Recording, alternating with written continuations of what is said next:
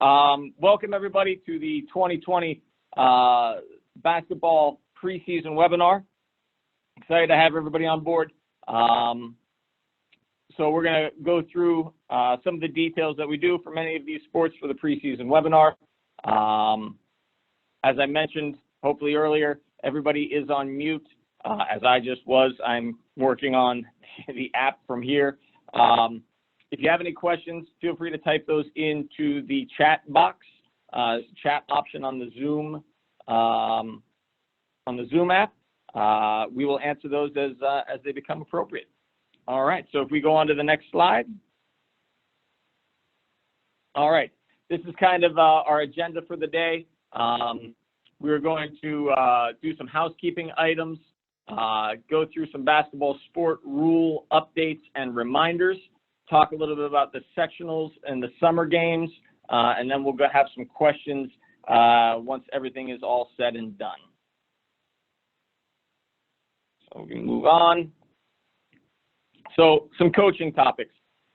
Just some reminders for some of you, maybe some introductions for some new coaches. There's every program is required to maintain a 1-to-4 coach to athlete ratio. So it's maintained at all times on your way to, while you are at, and on the way home from a competition. Coaches within the 1-to-4 must be Class A volunteers. There's a minimum of 1 certified coach per team or per sport. That's being updated by the end of this year. Okay, basketball teams and team skill groups must have at least 1 certified coach per team and at least 1 certified coach for the team skills group. Individual sports, there must be at least 1 certified coach per 25 athletes at training and competition. So for the individual skills athletes at our competitions, there has to be 1 certified coach per 25, but there still has to be an assistant coach, a non-certified coach, maintaining that 1-to-4 ratio. We'll go into some of the responsibilities of the head coach shortly, but a certified head coach has gone through our program, gone through our training, and it is only a certified coach that can file a protest or an appeal, depending on how things go at an event. So there has to be 1 certified coach for each team, okay? And then as we get through 2020, we're going to start enforcing 1 certified coach per 25 athletes in an individual sport or an individual competition. So if we move on, the Visas portal. This is your hub for all things SOPA. This is where you make sure you have everything that you need to do to be able to compete or to be able to coach. Make sure your athletes have everything they need. So inside of the Visas portal, we've got training schools, we've got webinars, we've got a whole bunch of other stuff. So when you log in, Mike, you hear me okay? Michelle's taking us over. Yep. Go ahead, Michelle. Awesome. So I'm just going to do a little walkthrough. Really important that you guys all become familiar with this if it's not something that you're familiar with already. There's a lot of things that are happening through this site now, and it's just going to continue to become kind of more and more. So if you don't already have an account set up, it's just your username. And if you have set it up before, forgot password, you just hit forget password. It'll email you. It'll email that to you. If it's not working, you just can't get in, there's this Visas help right here. Again, if you're not sure if you have an account, you just email that address, let them know your name, your email address that you think would be associated with it, and they'll help get you all set up and get it figured out. So you sign in. So everything is pretty much, all your tools are kind of along the top here. These tools are up at the top. You see this one is a big one. So these are all the required Class A trainings.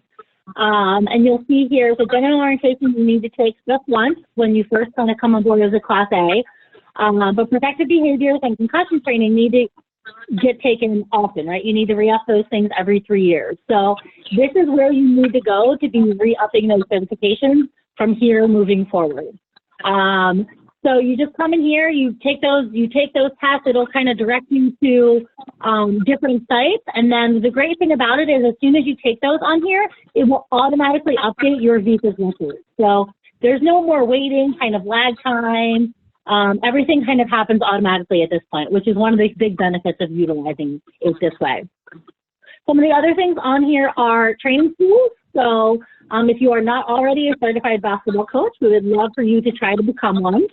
And so if you go here, so there are some different things here. So the sports skills training sign up is how you would go to register for a training school. And if you just click on that and you go in here, and it's almost easier, I think you could put basketball in here. That might actually help because there's a lot of teams right now. I would just leave the dates open, and then if you hit search,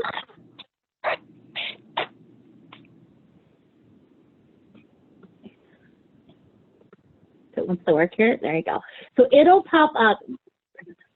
It'll pop up with all of the trainings that we currently have available. If you're interested in going to one of those trainings, you just click on the sign up button. You'll get, you should get a little pop up. Oh, you know what? My husband's got a bunch of ad blockers on here, and it's probably getting blocked. But you would just click on that sign up, and then all you have to do is it'll say like confirm sign up, and you hit the confirm sign up button, and you're on board.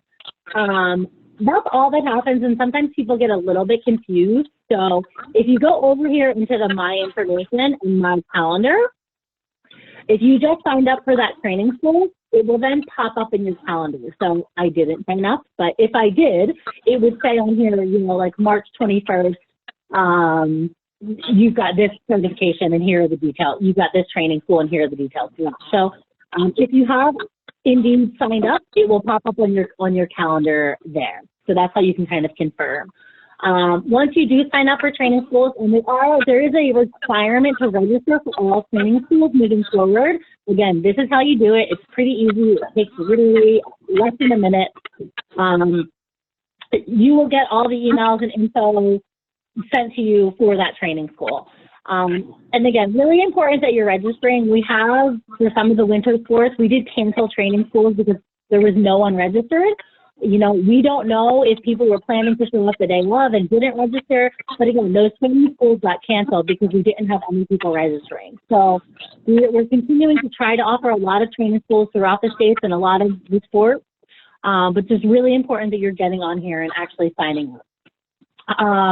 If you have interest in becoming certified in other sports, or if you're a really experienced coach, you can go top 2. So again, that's kind of if you've played basketball and coached basketball your whole life and you're like, I think I might qualify because I have a lot of experience in basketball, you can look through here. It lists all the requirements, and then right here is just an application that you can kind of complete. You see it fills out a lot of this information for you. You just go through, complete this application, and submit. If there are sports that you are interested in getting certified in, so it's too late. You'll see the date here. It's too late for spring at this point. But if you're interested in coaching soccer, you know, a fall sport, we ask that you go in and you just fill out this interest form.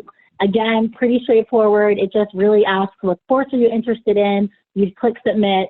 But what we're doing now is we're setting up training schools based on these requests.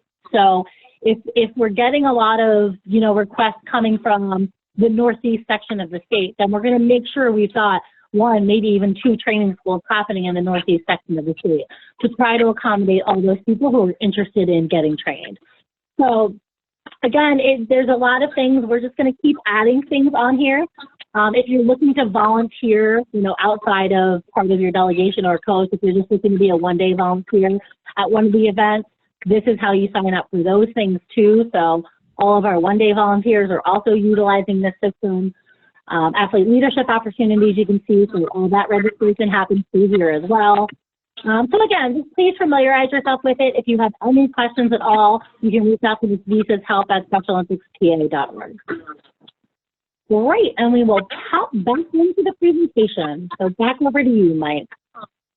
All right. I'm going to skip through some of the stuff yeah, we covered. So there you go.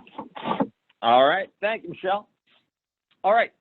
So going back into kind of coaching specific stuff, we've got this slide here. It's kind of the job responsibilities, description, level of responsibilities of the head coach.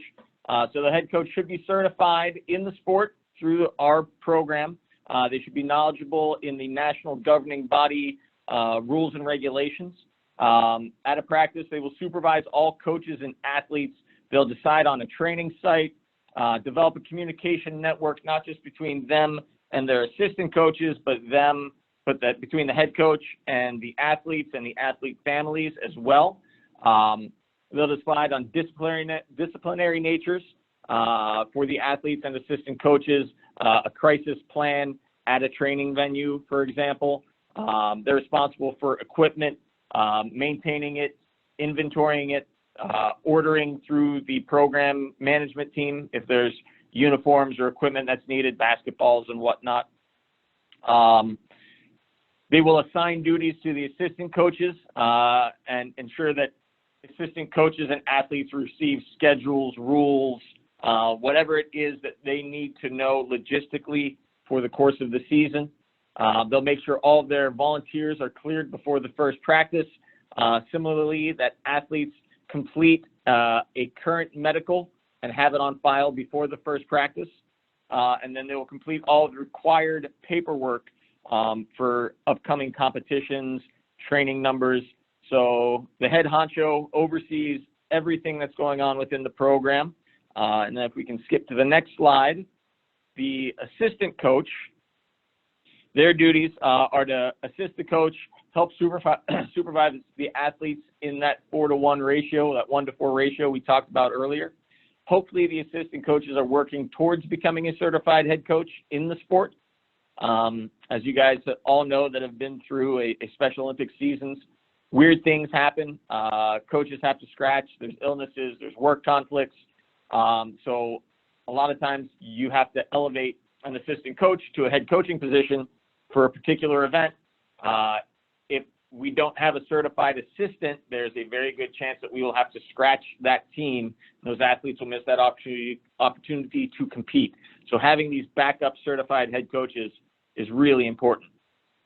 The assistant coach performs the duties assigned by the head coach, works with the head coach to develop the team strategies, assists in evaluating the training, how practices are progressing. We want to make sure that your assistant coach arrive on time and stay throughout the duration of practice, and then assists obviously with equipment, uniforms, collection of medicals, taking attendance, kind of just, supports everything that's going on at the head coach level. Anything that the assistant coach can help out with lightens the load. One of those many hands makes light work situations. We skip ahead. Continuing education opportunities on the website. So if you go to SpecialOlympicsPA.org, under the Volunteer Resources banner, there's the Volunteer Center. We've got all kinds of opportunities for continuing education. We have some Lunch and Learn series that the competition team has put on that can qualify you for continuing education. So once every 3 years, you have to complete a continuing education course to maintain your certification. Like I mentioned, we have some Lunch and Learns that can count as continuing ed. There are some programs on the NFHS, or the National Federation of High School Sports website, concussion training, those kind of things can count towards continuing ed. So yeah, we've got a lot of opportunities to maintain certification once you gain it as a head coach. We don't want that to expire and then have to go back and start the process again. So it's extremely important you stay on top of your continuing education to maintain your certification. Speaking of which, our Lunch and Learn series, these are anywhere from maybe 20-minute to about 45-minute webinars like this that we put on as a competition team a couple times a year. They are recorded, posted on the SOPA website under that Volunteer Resources Trainings toolbar. The entire listing of registration links can be found on our Lunch and Learn webinar series webpage. Like I mentioned, several qualify as continuing education. We are looking for some suggestions for topics for 2020. We in the past have kind of put out a menu of these Lunch and Learns, But now, we've got some stuff out there. We're interested in hearing from you. What would be helpful from you? What are some coaching topics that you think are not only helpful for you, but maybe other coaches within the organization? Anything you can come up with, please shoot Jen Tresp an email, jtresp@specialolympicspa.org with some suggestions, and we'll see what we can do. We do have some upcoming webinars on Wednesday, so next Wednesday, March 11th. Training schools, the 5 W's and frequently asked questions of training schools. On April 8th, we have athlete transition, so athletes aging out of sports, athletes developing their skill level, how we transition between those level of sports. On Wednesday, May 9th, we've got a lunch and learn on the Unified Championship School, an overview of the program, kind of what it is. If you guys have never heard of the Unified Champion Schools, this lunch and learn will provide you with that information, and also kind of give a long-term view of how we think that is a growth strategy of ours, these Unified Champion programs. So moving on, practice plans. So this one is big for me. For you guys who don't know me, I've been coaching for over 20 years. Did about 11 years at the college level. I've been coaching at the high school level for a long time, coaching lacrosse. I actually have a practice tonight. And so practice plans are, I did a coaching 101, and I also have done a coaching 201 in those lunch and learns. And the big thing in the coaching 101, something I hit on pretty heavy, is practice plans. All right. Planning out what you're going to do over the course of your hour to 2 hours that you have those athletes together. So it's an overlooked step that, can keep you and your assistants organized for practice.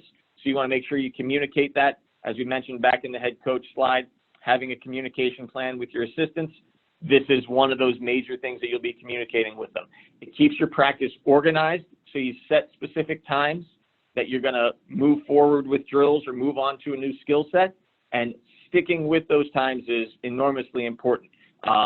It kind of fights the law of diminishing returns. So if you guys are doing free throws, you have 10 minutes scheduled, it's not going the way you want it.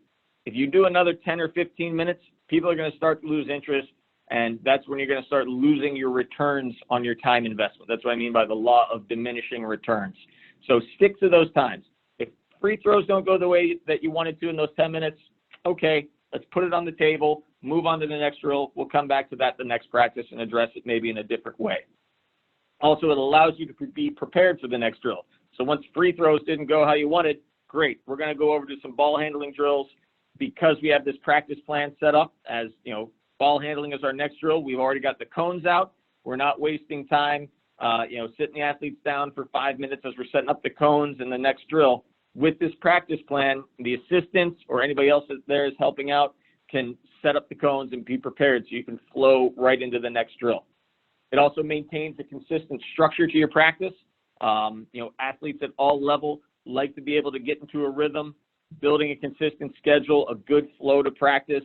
Those athletes get into a rhythm. They start to, focus, feel a little bit more of the flow, have some fun, and that's when practice really, becomes what we want it to be, which is a good time. Moving on, this is a little bit of the coaches training and progress plan, the progression plan. So we want to challenge our coaches, both new and seasoned members of our teams. So this is somewhat of a newly developed coach training progression plan that will guide our coaches through the education system. The journey begins with the basic level, which is a certified coach. We'll get to that on the next slide. So that involves completing basic tasks, the basic trainings, protective behaviors, general orientation, concussion training, and then a skills component of the training as well. From there, they can move up to the bronze level, which provides next level training, including courses on coaching Special Olympics athletes, implementation of the Fit 5, which we'll go into in a few slides. Then you can move up to the silver level, where you build on all those tools you picked up in the bronze level, and then you'll also start picking up some principles of coaching unified sports. So it's a goal in really trying to develop the athlete goal setting, year-round training, a number of other things in that silver level. And then once you achieve that silver level, you're going to reach for that gold level, which will build upon the silver and the bronze. You'll learn advanced tactics, for the sport of your choice, and work with athletes on tracking and achieving their personal best performance goals. We've got some slides on personal best here in a couple of minutes as well. So like we said, this is the progression from bottom to top: certified coach, bronze, silver, gold. Jumping ahead. So into the Fit 5. So this is a program that really helps the athletes take ownership of their fitness level. So to sign up, go to the Special Olympics website, More Than Sports, the health resources area under the health programs. Once you sign up, Chelsea Hamill, that should be corrected, will reach out to you. She got married recently, so that's an edit. And so to implement the Fit 5 program, you spend about 5 or 10 minutes before practice, during practice, after practice, and you review these materials. And these materials will be sent to you. It's a turnkey program. All the materials come to you, and all the educational resources will be provided. So the information that is provided on the next slide, the things you'll be focusing on with the athletes is exercising 5 days a week. All right, focusing on endurance, strength, flexibility, and balance, reinforcing the fact that exercise is fun, okay, finding fun ways to exercise. And then there's a goal tracking portion of the Fit 5 that the athletes are tracking to make sure that they're exercising 5 days a week. Same thing from the nutrition side: eat 5 total fruits and vegetables per day. Again, the information in here talks to the athletes, helps the athletes understand a healthy weight, healthy foods, building a healthy plate at meals, perfect proportion at meals, healthy meals and snacks, and there's a tracker to help make sure they're reaching their Fit 5 nutrition goal. And then drinking 5 bottles of water per day, talking about hydration, dehydration, making healthy beverage choices, and then a tracker to make sure that the athletes are reaching their 5 bottles of water per day as well. So who gets what? As a coach, okay, you'll get the coach's guide, which is A in the bottom left-hand corner over there. You will get the coach's appendix, which is B right next to it. And you will get the fitness cards, which is C just above the appendix. The athletes will also get the fitness cards, but they will also get an athlete guide, which will help kind of walk them through the Fit 5 program. Your appendix and your coach's guide will help guide the athlete to reach those Fit 5 goals. So it's been very successful for a number of athletes I know. Personal best, this is another lunch and learn that I put on last year. Scott Otterbein from Montgomery County and a group, a panel discussion, also put on a presentation at the leadership conference. So personal best tracking is goal setting. So the goal is to focus on goal setting and improving the performance at the team level for athletes. So for individual sports, we've been collecting personal best results from the season to date and all time. So some of these are more individual sport focused, but personal best performances are recorded at competition. Practice performances are not considered personal best. Personal best scores in some cases will not be the same as the entry score for a competition. An entry score should reflect an athlete's best score from a practice or competition during a certain training. This is all more geared towards some individual sports. But if we go over to the next page, as far as tracking and setting goals, you can do this for teams. This is translatable. So goals for, and when I talk about goal setting in a team environment, we talk about individuals on the team setting goals for themselves throughout the season and at each practice. But at the same time, we got to put another layer on top of that. We also want the individuals setting team goals. If you can kind of collect those, take a look at them, you'll find that there's a lot of overlap between your athletes on what their team goals are. And that should really kind of be the driving factor for your season progress and your season plan. So team goals are important because it keeps the athlete focused and it allows them to measure the success practice by practice, competition by competition. Having the athlete set the goals allows the athletes to be part of the process and really gives them a sense of ownership and accountability over the goals. Communicating often as a coach and listening to your athletes about those goals will really develop a relationship and really, again, help the athlete take ownership of those goals. And then having that, giving that the feedback. So, maybe it's not necessarily a realistic goal. So you want to make sure you're setting realistic goals. The athletes are setting realistic goals, and communicate with them where they are in progress to those goals. Having hard conversations. If an athlete sets a real brass ring that they're trying to reach for, and maybe it doesn't look like they're going to reach it, okay, resetting those goals. So adjusting the goals to make sure that the athletes are experiencing some success, and then celebrating those little successes along the way. So tracking the results and managing those goals at the first practice. Announce that you guys are going to be setting goals and explain what that means for the individual and the team. At subsequent practices, talk and collaborate with the individuals and the team on those goals. Allow for alternatives. So it may not be a sport-specific goal. The athlete's goal may just be lose weight, get in better shape throughout the season, which is a great goal to set, and it's a great goal to track and celebrate those successes. And then recording results of practice, whatever those goals might be. If you guys can hand the athletes, some hard data on how they're tracking towards their goal, that will help them refocus and stay on path. And when you're giving those results, provide feedback so the athlete understands how their progress is going along and what their progress towards their goal looks like. This picture here is an example of what Scott Otterbein uses for his LDR athletes. Going into this is the Bucks County Invitational for David. These are the goals that he has set in these separate events. So it's great to have this, at the competition and say, David, here's what your goal was for the 5,000 meter run. How are we going to attain this? So having something tangible for the athletes is a great way to manage their goal setting. Next slide. So these are just some updates for the upcoming USA and World Games. The 2022 USA Games are going to be in Orlando, Florida. They're going to be June 5th through 11th. So our 2021 Summer Games, next year's Summer Games, will be the qualifying event for 2022. We do not know what our allocations are yet as a state. As soon as we know, we will let you guys know. The next World Summer Games are going to be in 2023 in Berlin, Germany, from June 16th to 25th.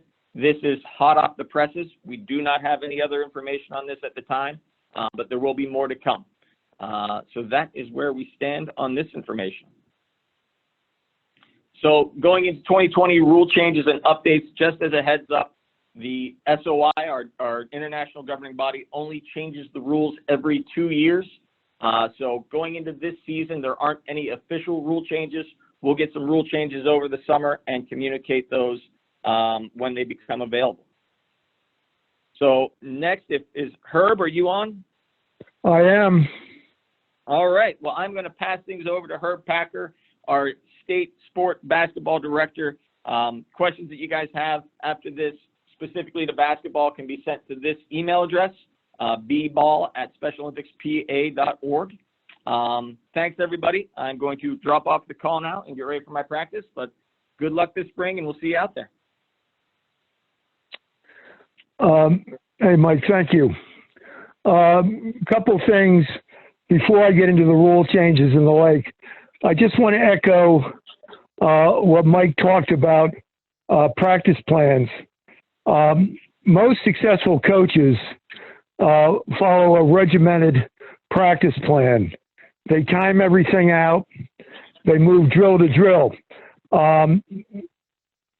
Terribly important. It's organized.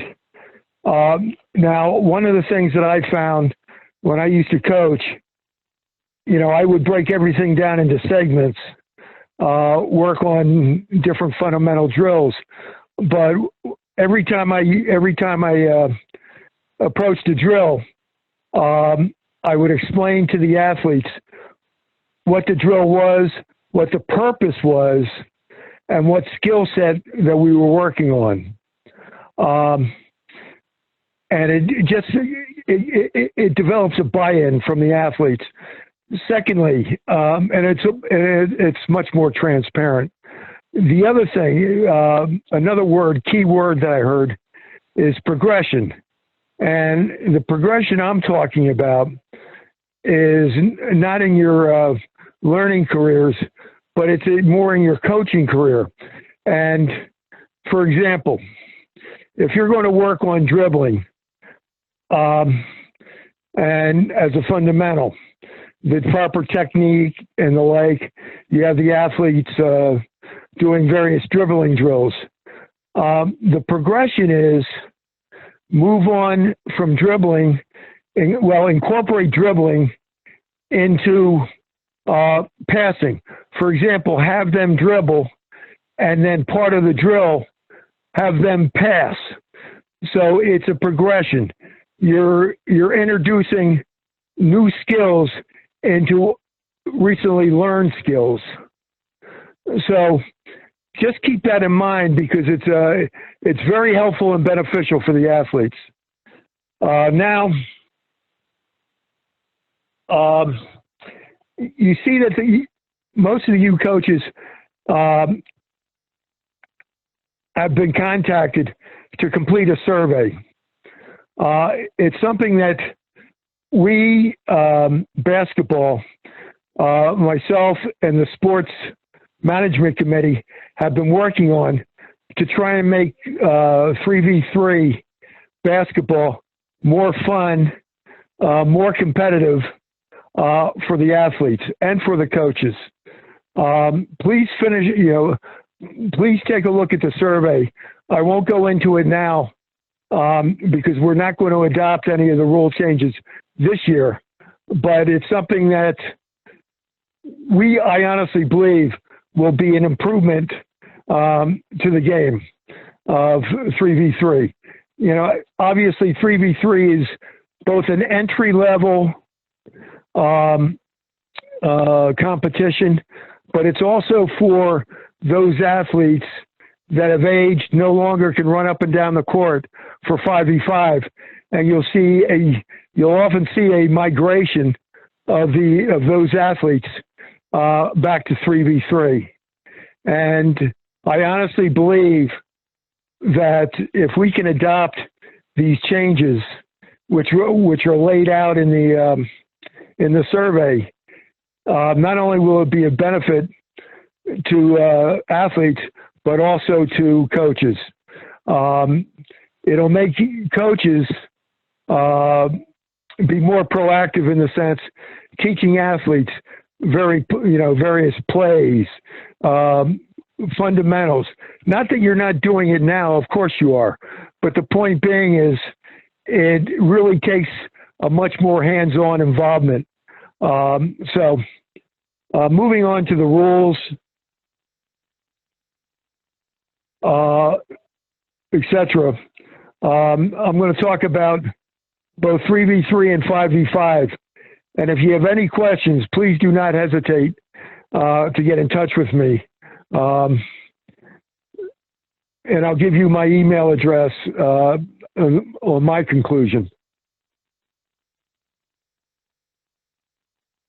As I said, through the survey, there are proposals that we're looking at, and we want to get the coaches buy-in, because it's important that the coaches understand not only what we're doing, but they support what we're doing. Also, I've put together, I'm trying to address team assessments, athlete assessments. You'll be seeing more of that over the course of basketball this year. I'm trying to make it user-friendly for the for the coaches in doing their assessments, because right now it can be the existing criteria can be difficult to understand. So keep your eyes open for that.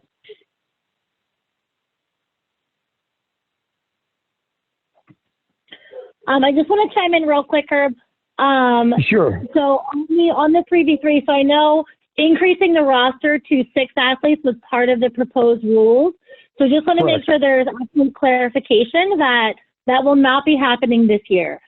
If we decide to roll out some rule changes, that may very well be part of those rule changes, but the roster size for this year is remaining at 5. And as always, you are allowed to have alternates listed on those rosters as you submit them for sectional or state events. And those team alternates can be activated on the day of an event. That's how all team sports operate. Okay. Do you talk to the referees of Herb? What's that? Oh, yeah. Well, one of the things we want to do, there are going to be a couple changes to 3v3. We're going to make our best effort to have PIAA referees officiate 3v3 games at sectionals in Penn State. We think it's important, particularly with some of the changes that we're proposing. And again, to echo Michelle and what I said previously, they will not be adopted this year. But one thing that we will adopt this year, we're going to keep track of fouls. There will be there's not going to be any set number for disqualifications. There will be none, unless it's unsportsmanlike behavior. But we're going to keep track of fouls and also what athlete committed the foul.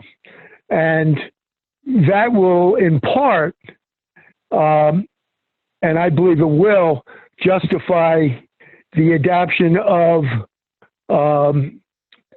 these proposed rule changes. But that's a decision that will be made later in the year, whether we're going to do it. And if we do it, there will be ample notice to the coaches well before the start of basketball season. Michelle, I'm sorry why there's a gap here.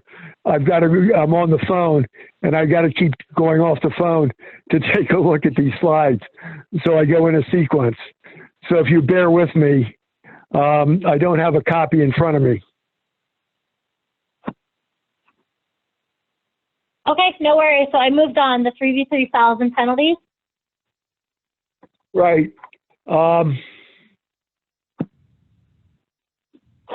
There's, generally speaking, as we said, there's not going to be one rule change, but there was one thing that even I didn't know, and I pride myself on knowing all the rules. So Michelle and I spoke about this earlier. If an athlete in 3v3 is fouled in the act of shooting, and the basket is scored, that same team retains possession of the ball. So not only do they have a chance, not only did they score 2 points or 3 points if it's a 3-point shot, because it's our intention of having every court at sectionals and Penn State with the 3-point lines. But if an athlete gets fouled in the act of shooting and the bucket goes in, they will retain possession of the ball.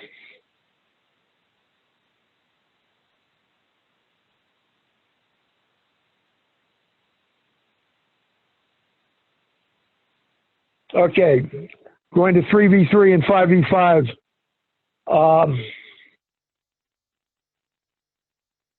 There's no set team fouls in 3v3. So if you have 10 fouls, you have 10 fouls. There's no penalties. In 5v5, if a team commits 7 fouls in a half, you're looking at a one-and-one shot, and if a team commits 10 fouls in the half, you're looking at 2 shots. It's the same thing as PIAA basketball, and essentially the rules. Most of our rules are predicated on PIAA rule set.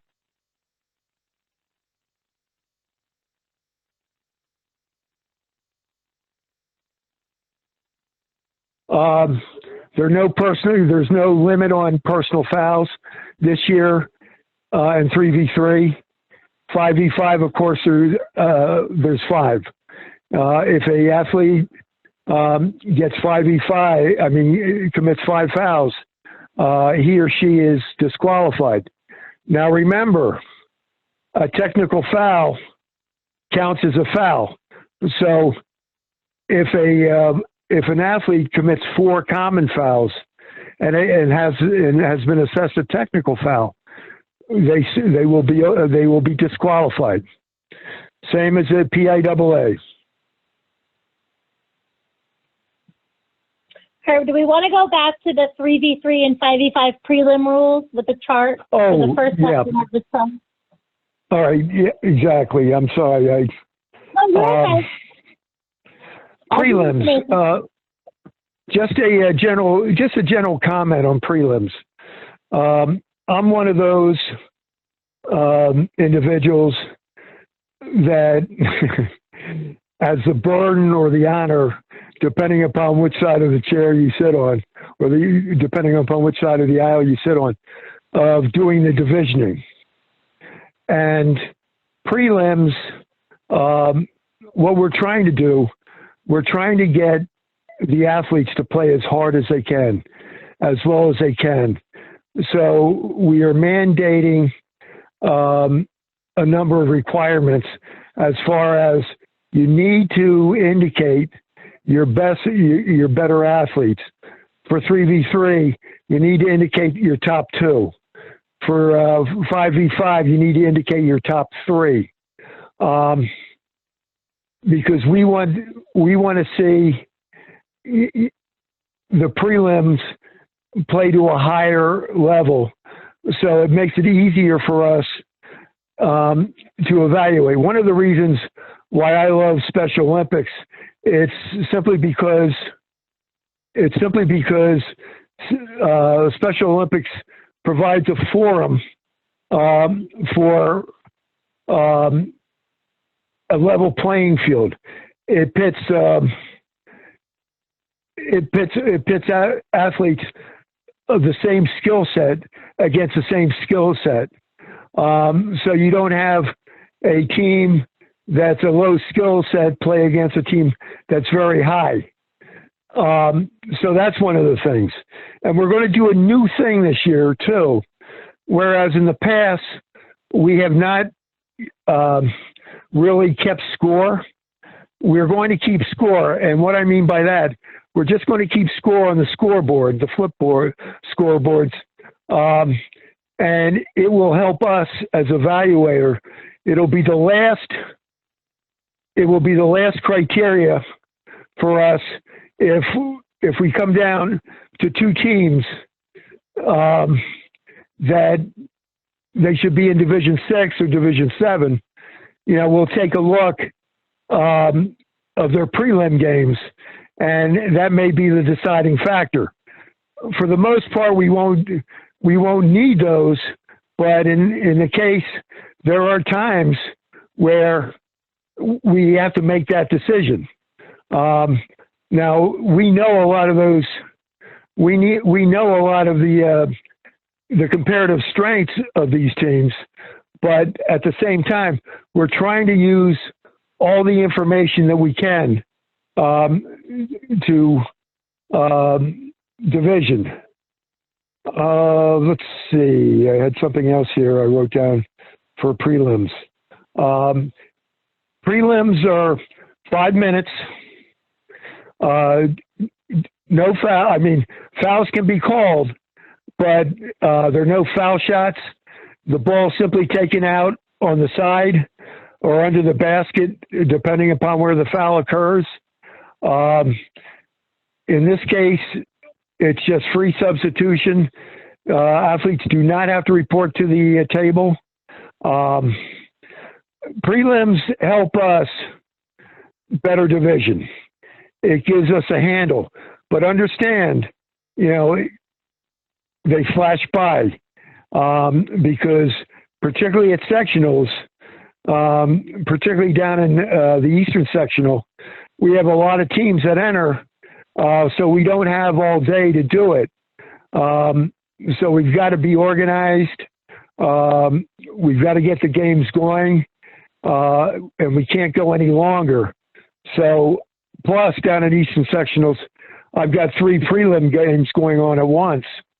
And in the West, there's a large number of teams out there also. So be prepared.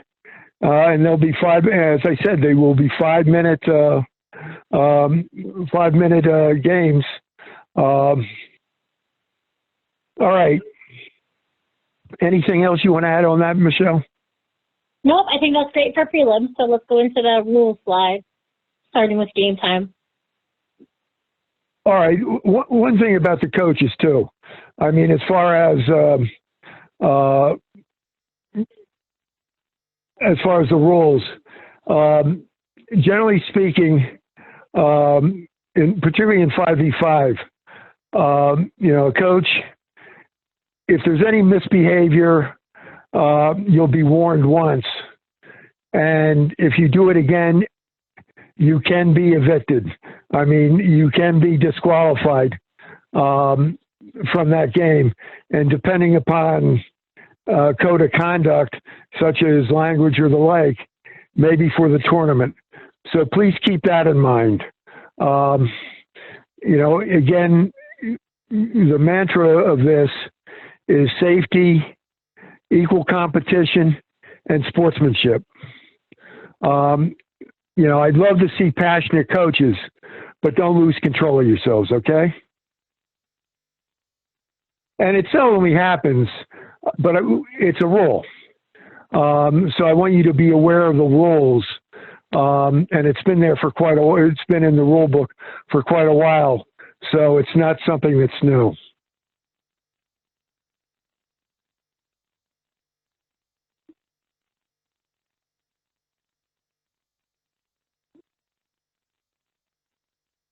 I just lost my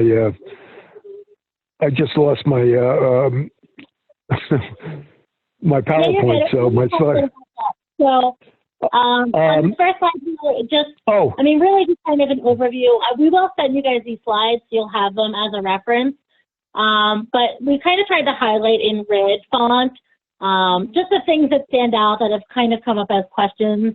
So 3v3, you can shoot 3-pointers. There are 2 timeouts offered in the 3x3 of 3v3 games. So you have 2 60-second timeouts per game. Those games start on a coin toss. The 5v5 start on a jump ball. Clearly no foul shots in 3v3, whereas there are in 5v5. So go ahead, Herb. Did you want to pick it up? Yeah, a couple of things, because I want to get into team assessments and the like. Because these are terribly important. Do they necessarily result in divisioning? No, but they do in prelims. Because when you submit your team scores, the fact of the matter is, we use those. I'll generally rank them in a descending order. So, for example, I have one team have a 43. That was a little bit too ambitious, particularly since they were not a Division I team. And then I had a team that should have been much lower. And so one of the things that I'm trying to do, and as I mentioned, as I alluded to earlier, I'm working on the criteria to try and make this more user-friendly for you. Also, what I would suggest, well, first of all, you must make your assessments in a competition, whether it's a scrimmage, whether you're scrimmaging, amongst yourself against another county or another team in your county. You need to put together something that's reasonable. Now, Michelle had put in the slide, obviously not everybody should have an 8. There should be a lot more 2, 3s, and 4s as to their comparative skills. And for that, this is what I would suggest you do: that you film your competition, whether it's a scrimmage or however you do it, and you can continuously refer if you have any questions about a specific athlete. You can go back and double check and then make your determination whether he or she is a 2 or a 4. Last year, I think for state games, I had 6 teams that had 23s. And it could happen, but some of those teams were not 23s, in my opinion. But I just want to, I just mentioned that because I want to try and make it easier for you to make this better, because the bottom line is we want this to be more competitive. I had told Michelle earlier that last year up at Penn State, I was very pleased with our divisioning. Now we did miss 1 or 2 teams that could have been in different divisions, but after the completion of state games, I go back and I take a look at every score. There were 64 games that were played in 8 divisions, and out of those 64 games, well, first of all, the way I rate how our performance, if the game is between 1 and 5 points, that's excellent. That's a very competitive game. There were a number of overtime games, and that makes me very happy. There were a large number of games between 6 and 10. That's good, also competitive. And then there was 11 to 15. That's satisfactory. Some of the games were more competitive where, a team scored a bunch of points towards the end of the game against reserves. That happens. But of the 64 games, there were only 4 games over a score differential of 16. So last year we did pretty good. Other years we haven't done as well. And we were as good last year because the help from you guys, the coaches. And you guys play a major role in this because you've got to do an honest assessment of your athletes. Are there some athletes that merit 8 in some of the criteria? Yeah, probably. There's some very good athletes and higher skilled athletes out there. But is there an athlete out there that averages an 8 in everyone? No, there's not. So, you've got to make, your best guess. And it's somewhat subjective. And I'm trying to change that. I'm trying to make it a little bit more objective and user-friendly, as I said. Just to chime in too on the assessments, if you're interested in learning a little bit more, Herb and Jen did a lunch and learn, as we talked about earlier, on basketball assessments, and showed some video clips, and here's how Herb would assess this individual. So there are some more resources out there and available. I know Herb is more than willing to talk with you and work with you if you've got some specific questions, or if you need help kind of working through this or talking through this on how to rate your players. Please just reach out. Herb, I do want to make sure we keep moving because we like to try to keep these to about an hour, and we're hitting that hour mark. All right. Well, I've got one more quick thing. One thing I would ask all of you to do, if you hold an invitational and you invite teams to come, please get to me the scores of your game, because that's the other way how we division. We will always refer to, you know, what the who played whom in your sectionals. So I had some of the invitational scores, and you know we'll take a look at teams, how they did, you know, what score differential was. So it makes it easier for us because, you know, I want to try and be perfect and get every team in its proper place so that the athletes have fun. Coaches don't complain to me that they should be in a different division, or complain to us, I should say. And I'm being facetious on that. But please get me the scores. All right. As I said, any questions? There's an email address, I guess at the start of the basketball, so you can get in touch with me there. Please do. I'll answer any questions. And, you know, I go around and give clinics, and I'd be more than willing to sit down with you and, you know, help you evaluate, you know, not the entire team, but evaluate a player or two. I've done that in the past. But again, it's from my opinion. All right, Michelle. Back to you. Thanks, Herb. So just a few more slides to get through here. Again, if you guys have any questions, I did see one over here. I'll make sure we get to that in a second. But if you get any specific questions, if you please make sure you just drop them into the chat bar, which you can find on your toolbox. There's just a little chat window. You can type some questions in there if you do have any questions. So age-appropriate teams, this is something, if you listen to some of our webinars, that you've heard us kind of talk about a lot over the last year. So we want to be making a concerted effort to try to get our teams as age-appropriate as possible.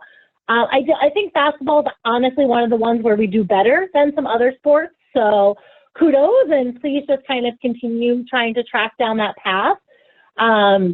I understand that sometimes it's hard to put these together. I think maybe more so in 3v3, where, as Herb alluded to, you've got maybe some of those younger kids who are learning the game, trying to work their way up to 3v5 or 5v5, as well as the athletes that are aging out of 5v5. Well, having difficulty there. So I think we do see some mixes there at the 3v3 level sometimes. But we ask that you're making kind of a concerted effort to keep your teams as age appropriate as possible. So just to run through sectionals and states real quick. So sectional dates are all up here. So we've got West and Central on the same weekend, the April 25th and 26th, and then Eastern on May 2nd. As you see here, so teams are qualifiers to summer games. That has not changed. That is how we've always managed basketball teams, at least over in the recent past.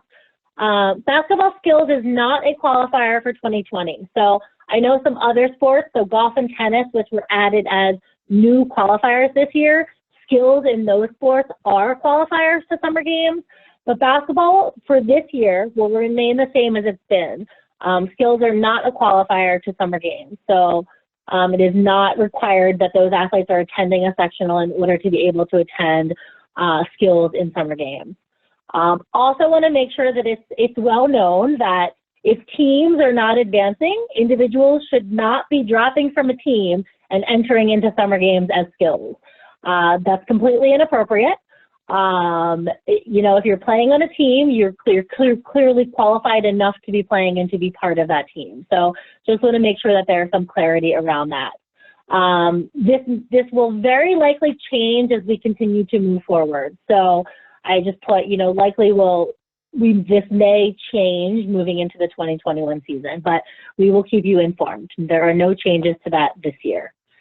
And then Penn State is June 11th to 13th, which hopefully everyone's got on their calendar.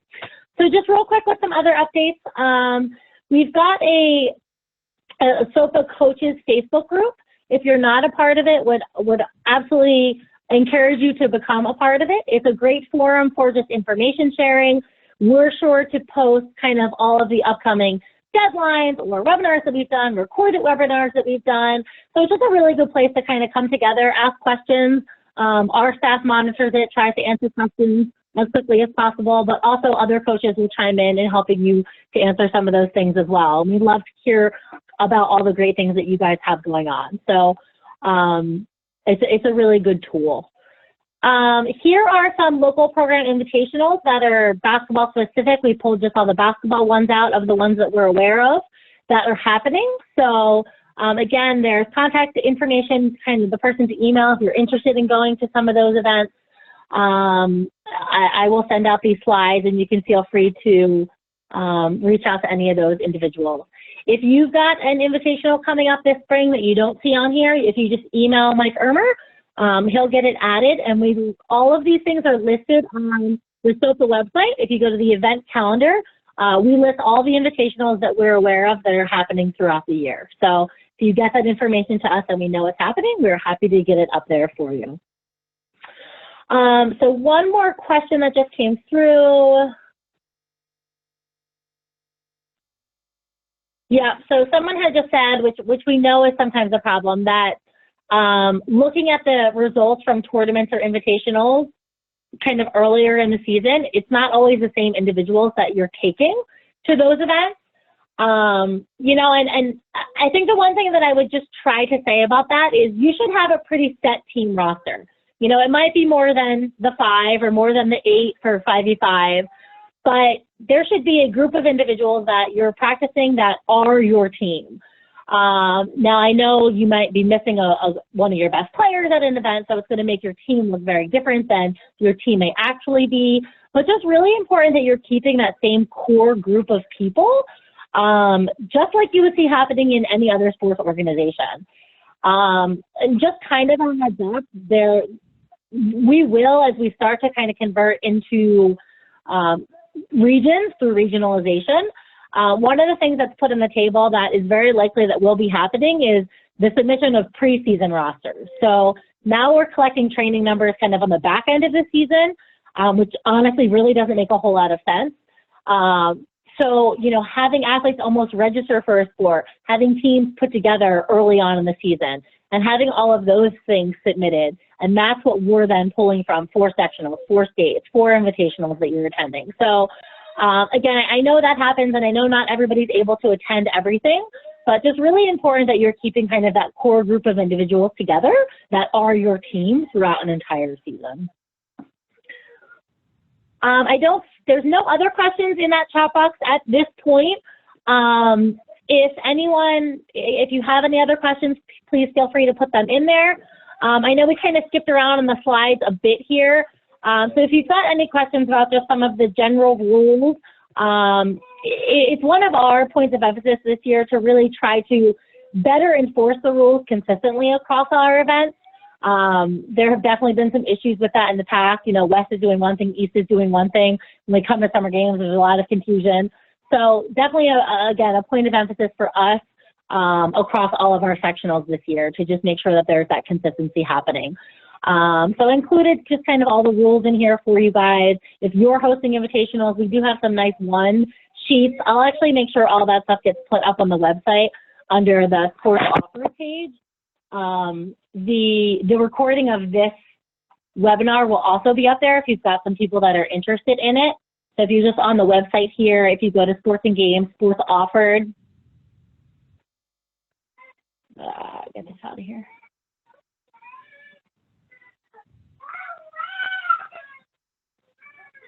If you just scroll down each of the sports there, so if you would go under basketball, there are some resources here. This is where the recording of the webinar would be, and I'll also put kind of those specific 3v3 and 5v5 rules that we'll look to enforce this year up there as well. So again, I don't see any other questions coming in at this time. Let me just check one more time. Very much appreciate you guys taking some time out and being on the call tonight. And if you've got any questions, you know, please feel free to contact myself, any of our competition team, or Herb. So thanks very much, everyone. We hope you have a wonderful evening.